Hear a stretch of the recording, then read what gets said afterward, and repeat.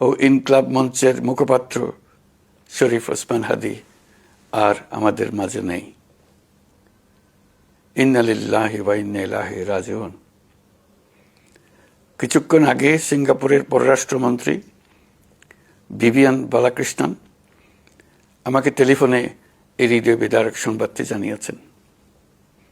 ফেসিবাদ ও আধিপত্যবাদ বিরোধী সংগ্রামের এই অমর সৈনিককে মহান রব্বুল আলামিন শহীদ হিসেবে কবুল করুন, এই দোয়া করি। আমরা সবাই মিলে এই দোয়া করি। শরীফ ওসমান হাদীর এই অকাল মৃত্যুতে আমি গভীর শোক ও দুঃখ প্রকাশ করছি।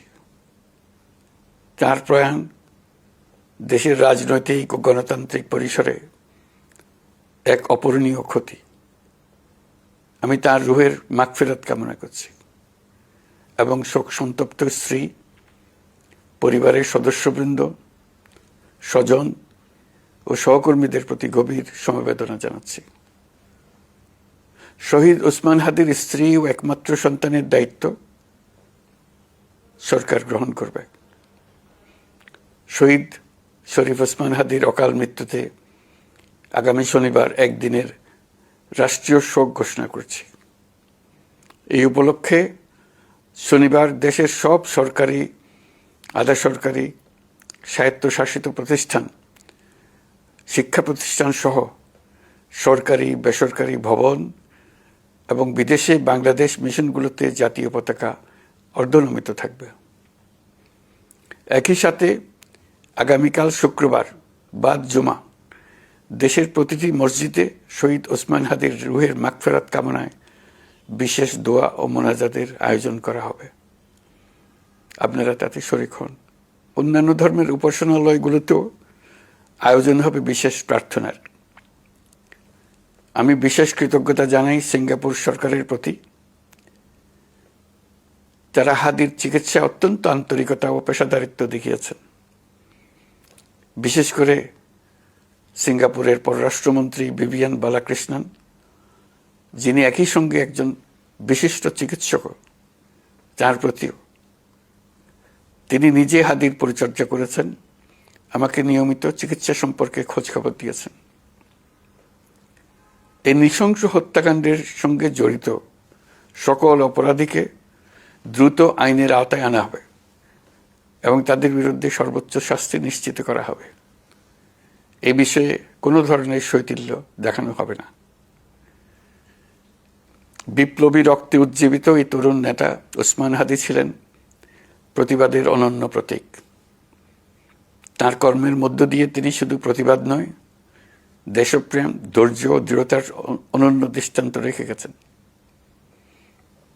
আমি দেশের সকল নাগরিকের প্রতি আন্তরিক আহ্বান জানাচ্ছি, আপনারা ধৈর্য ও সংযম বজায় রাখুন। আইনশৃঙ্খলা রক্ষাকারী বাহিনী ও সংশ্লিষ্ট সংস্থাগুলোকে পেশাদারিত্বের সঙ্গে তদন্ত কার্যক্রম পরিচালনা করে সুযোগ দিন। রাষ্ট্র আইনের শাসন প্রতিষ্ঠায় সম্পূর্ণরূপে প্রতিশ্রুতিবদ্ধ। আমি আবারও স্পষ্টভাবে বলতে চাই, ওসমান হাদী ছিলেন পরাজিত শক্তি ফ্যাসিস্ট সন্ত্রাসীদের শত্রু। তার কণ্ঠ স্তব্ধ করে বিপ্লবীদের ভয় দেখানোর অপচেষ্টা সম্পূর্ণভাবে ব্যর্থ করে দেন। ভয়, সন্ত্রাস কিংবা রক্তপাতের মাধ্যমে এদেশের গণতান্ত্রিক অগ্রযাত্রা কেউ থামাতে পারবে না। আমরা এখন গণতান্ত্রিক উত্তরণের চূড়ান্ত পর্যায়ে উপনীত হয়েছি। শহীদ হাদী ছিলেন এই প্রক্রিয়ার অবিচ্ছেদ্য অংশ। তার একান্ত ইচ্ছা ছিল আসন্ন নির্বাচনে প্রতিদ্বন্দ্বিতা করে নতুন বাংলাদেশ বিনির্মাণের পরবর্তী ধাপে সক্রিয় ভূমিকা রাখা।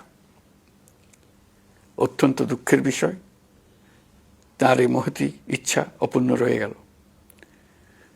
তার স্বপ্ন বাস্তবায়নের দায় আজ সমগ্র জাতির কাঁধে ন্যস্ত।